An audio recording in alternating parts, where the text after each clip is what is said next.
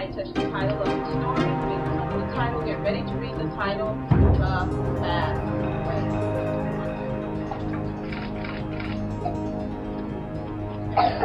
Thank you. Fingers under the title of the story. Get ready. Go, cat, go. Yes, go, cat, go. Fingers under the first word of the story. Get ready to read the story the fast way. Get ready. Go, girl, cat, go, cat, go. Go on. She likes to go running with her cat, Go on. go. She plays with her goat. Try it again. Get ready for the beginning of that sentence. Get ready. She plays with her goat in her house. Go on. She plays with her goat in her yard. Good job. Go on. But the goat did something that made the girl sad. Let's clean that up. Get ready for but. Get ready. But the goat did something that made the girl sad mad. Go on. The goat ate things. Go on. He ate hens and he ate eggs. Try that again. Get ready. He ate hens and he It's not by coincidence on September 11th, during the tragic events that was unfolding, that President Bush was sitting in a classroom down in Florida where his brother was governor and had claimed martial law already, to be sitting in that classroom reading about a pet goat. The mark of the beast is coming. So you better yield not to temptation. Who is Baphomet? The perfect man, called the Baphomet. Capricorn, Black Planet, the Lord. This is symbolic of the black man. I study symbols, and I'm going to break all of this down to show you what this means. Baphomet is the symbol for transformation. It's Islam. It's Muhammad. There goes your Illuminati. And then you'll have Islamicized African American niggas that are purporting this whole concept of Illuminati and trying to get at us. Jesus loves me, yes I know. And your image of the Illuminati is, in retrospect, you. You're actually the Illuminati. What is the Illuminati doing that you should be doing?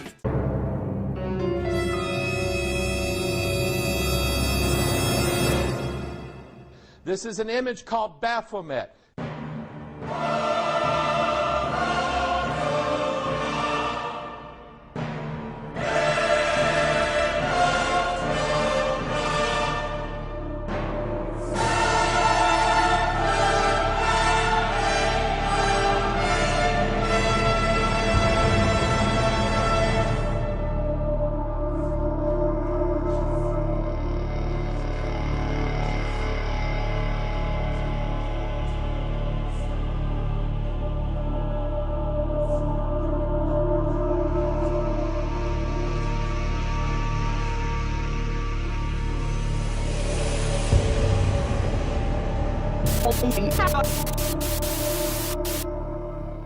It's Clico from Turtle Gang Entertainment. We're on a set for the Baphomet Project 2012. Right now we're doing the camera testing. Testing 1, 2, 3. 3, 2, 1. So what you feel about this project? Oh, I'm excited. I'm excited about the people that we already have and the potential prospects that we can have. And just hearing some of the brothers' breakdowns before we even started filming them is amazing. You know, there's so many different aspects from the Baphomet Project. You could take it, you can talk about the modern concerns on what they think Baphomet is, and versus the different aspects through different mythologies that got intertwined with Baphomet to historical aspects. So we're gonna cover this thing, and I'm excited about it. It's about conquering our fears. That's what this project is about.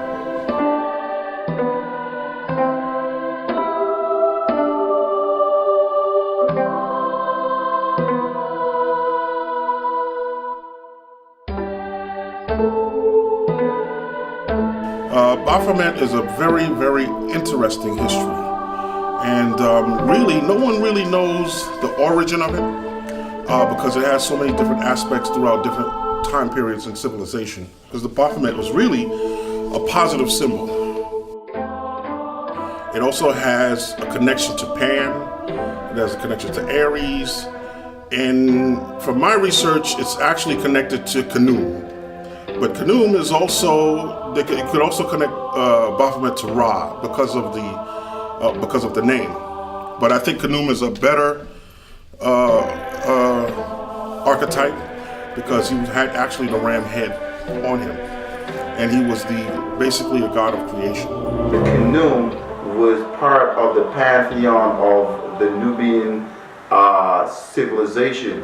So, and so was Amun. Amun Ra, and Amun is one of the most ancient deities. He was worshipped all the way back down in ancient Nubia, and then it spread to ancient Egypt. And the reason why we end our prayers in Amun, and why Amun is depicted as a ram, has a lot to do with why Khnum is also depicted ram-headed.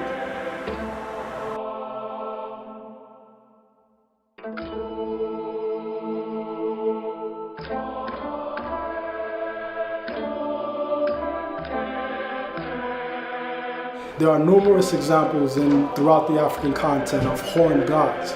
Amongst the people of Nigeria, the Homi. In Kemet, you have the ram-headed god, Amun Ra. I mean, you could go on and on. Het Heru. There's just so many, and it's throughout the continent. So, anytime we talk about Baphomet, we need to be very careful not to look at it through European eyes, at least European eyes as it is like popularly presented. We have to do our due diligence and look at the origins of where these symbols come, because they didn't evolve out of a vacuum. They came from someplace, and that place is Africa.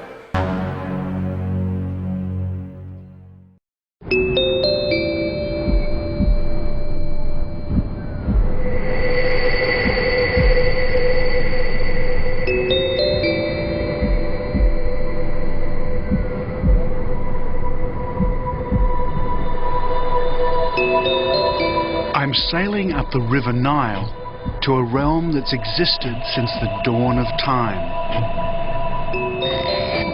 A place ruled by pharaohs, black pharaohs. But they weren't Egyptian. This is a forgotten African civilization which, like the Egyptians to the north, built temples and pyramids that would last 5,000 years.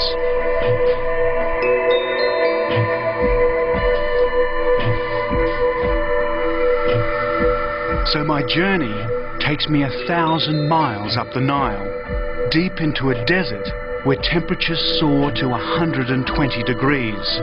And here I come face to face with the black pharaohs of Africa. To learn how the empire first began, we must look to monuments farther north.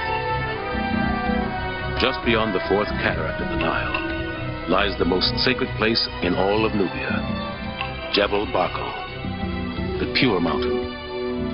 At the base of this landmark sits the largest and what may be the oldest Amun temple in the country. It overlooks a fertile stretch of the Nile that has nurtured life for more than 3,000 years. Temples and tombs have much to tell about the Nubian kingdom's earliest years. The mystery dates back 3,500 years to some of the greatest pharaohs of Egypt, Nubia's northern rival. In the shape of Jebel Barkal's pinnacle, they saw the most powerful sign of kingship, the cobra, or Uraeus. You will see really the silhouette of a crown with the symbol of kingship on front of this crown. Since it was Amun, the god of gods, who granted kingship, the Egyptians built a temple here in his honor.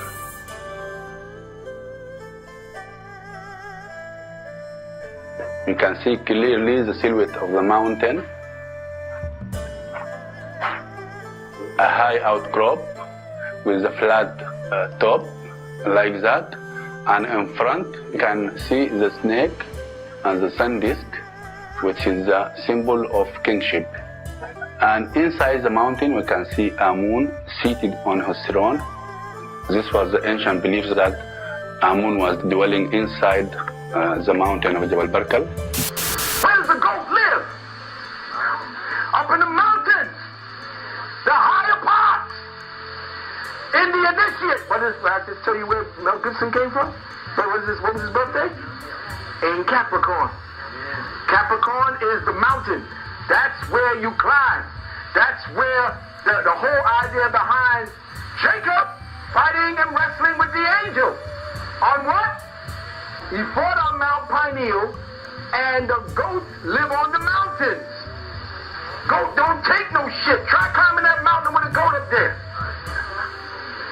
A goat will charge you. Goat live for itself. And well balanced. Know how to precariously scale the mountains. And cliffs and edges. The goat lives. The sheep doesn't. It exists. It eats on pastures wherever the shepherd tells it to. That's why I said we try to tell Jesus, you can cast yourself down from this mountain. Yes, there you go. Listen to what's going on. The goats run the show. And the problem is you don't individually search out the science and the metaphysics about the damn goats.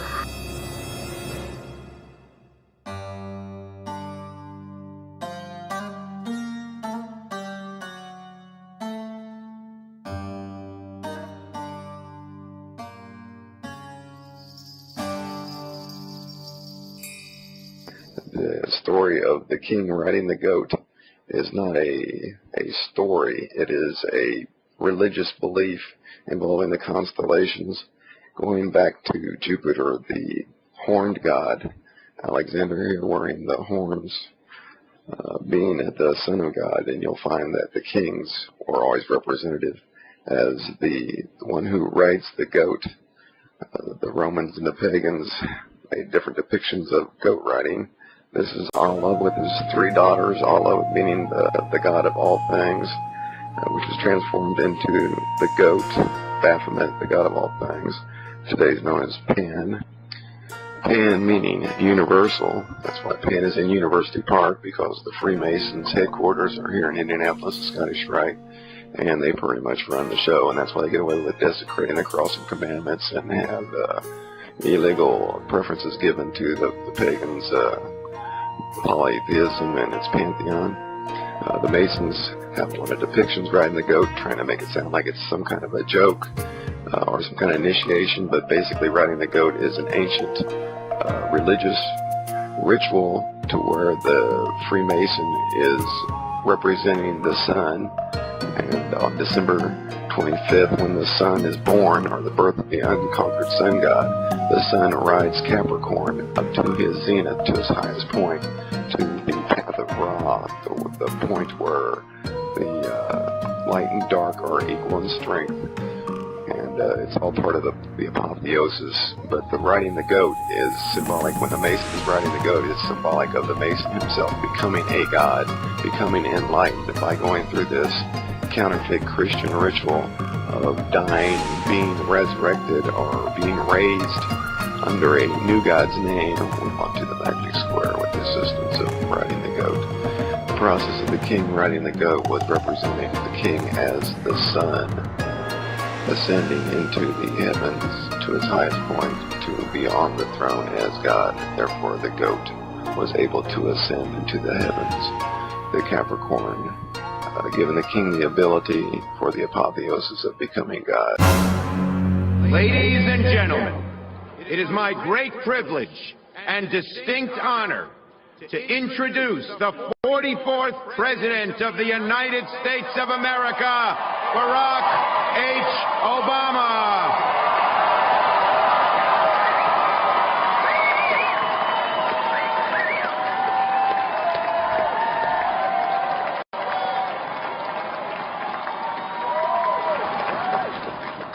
All Nubian rulers would have been officially crowned first at Jebel Barkal. From there, they would have visited many of the most important temples in their kingdom, like Dan Gale, to be crowned ceremonially by Amun.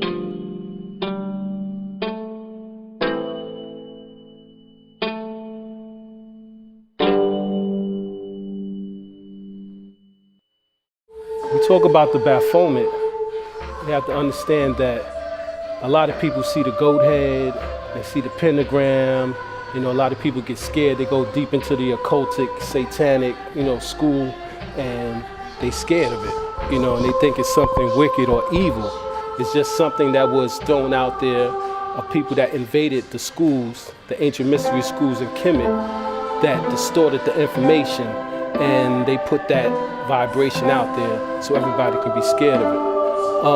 The origin of where it comes from Lower Kemet during the period of time, the 21st dynasty of a pharaoh named Menes.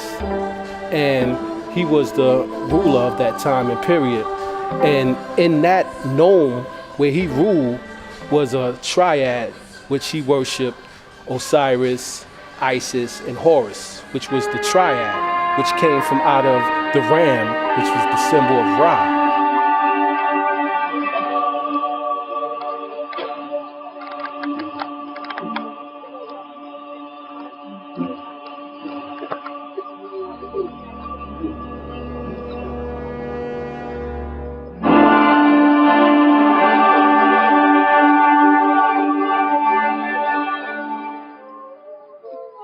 May the evening soothe and welcome you, O travelers from Upper Egypt. You will travel no further, because you are come.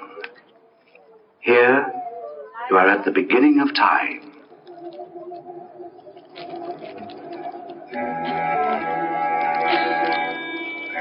Here was conceived and lived the great week of the creation of the world, and the separation of the earth from the waters. You are at the house of the Father.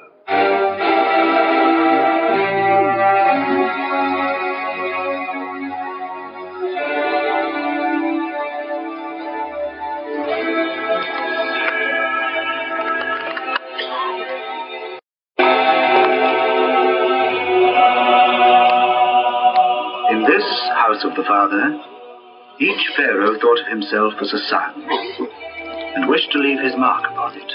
Each added, superimposed, overdid, outdid, through a span of 20 centuries.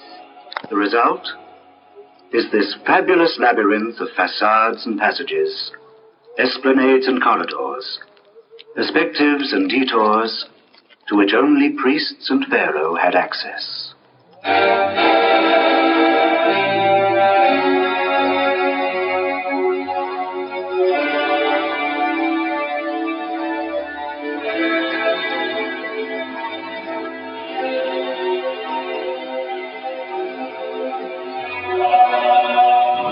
Like unto an aged shepherd.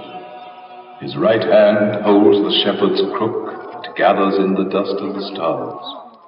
His left hand fondles a wild ram walking with him. He is the God of the first day. It is he who is called Amun.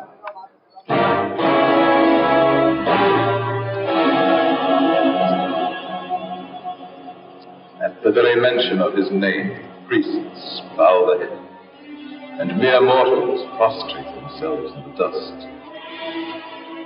Sometimes ram and god blend together, and a curly-browed sphinx can be seen leading the flock, like this one, that the sculptor has fashioned in multiplicity to God the called Kana. The ram head was the original model for the Baphomet before it was the goat, and that place where it came from out of was called Baneb Zed, which means the soul of the ram or the soul of Ra. All right, so now we're going back to Egypt, where not only does Baphomet represents Khnum, but he also represents Ra, which was the sun. In volume 1, I prove that Amun is the hydrogen atom. So we're dealing with the origins of the genesis of all types of creations of things. So Amun being depicted as a ram, and then Khnum being depicted as a being that has mastered the fashioning of the anatomy of man, has a lot to do with creation and anatomical design. Amen. Amun Ra, the god of the pyramid. The light at the top of the pyramid, spiritual and intellectual enlightenment. The Messiah, Lord of the pyramid, Osiris, Ra, Messiah of the pyramid. When we study the African origins, particularly West African tradition, West African mythology, a lot of these images and concepts that we see in medieval Europe, which is where the whole Baphomet mythology takes root, you know, we are more clear on where we stand.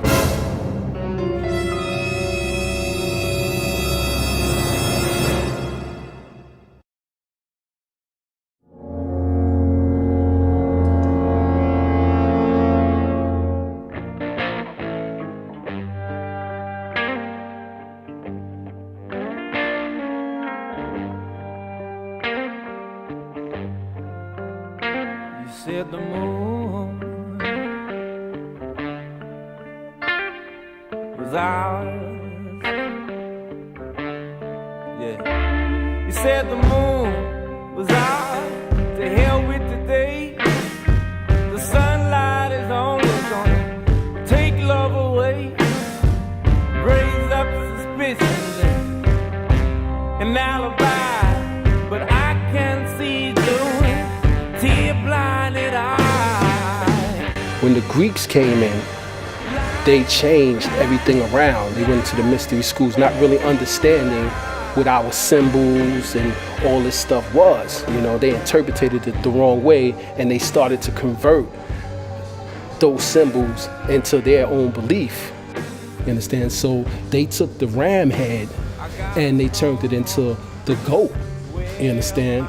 And this is where we get the whole symbol of the goat of Mendes, which was originally the name of it before the Baphomet was called the goat of Mendes. So whenever you see a being or deity with a ram head, that being is related to the solar mythos of creation, the hydrogen fusion cycle, and the mastery of designing things. It is a master of the creation of things, the anatomical design of things, the biological and physiological design of things.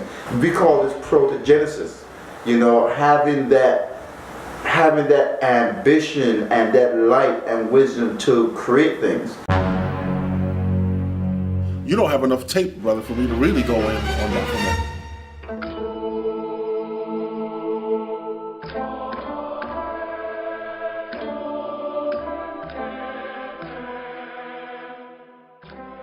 This is an image called Baphomet.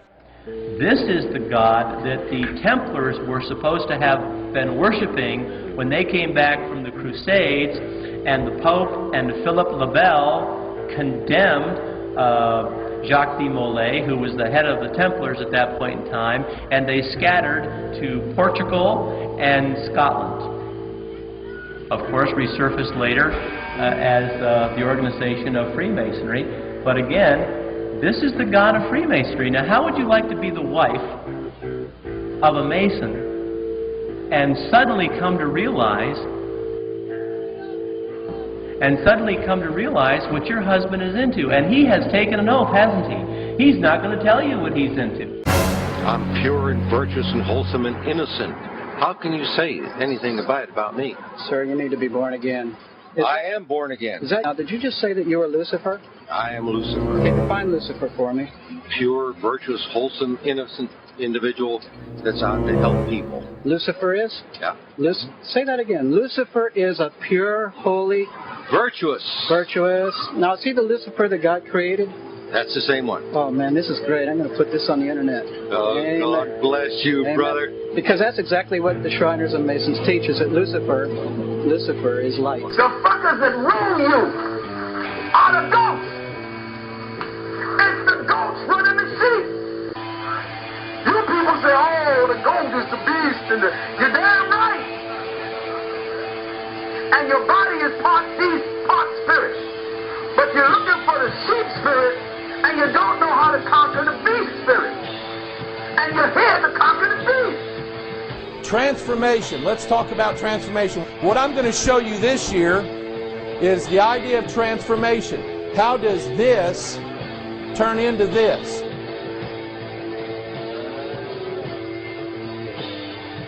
I am pretty sick and tired of somebody telling me that I need to stop talking about the satanic side versus the light, the Christian side or the side of light, because it's both the same.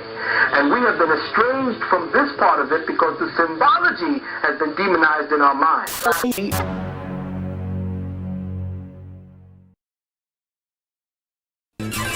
The mark of the beast is coming. So you better yield not to temptation, no, 'cause you'll find it all in Revelation.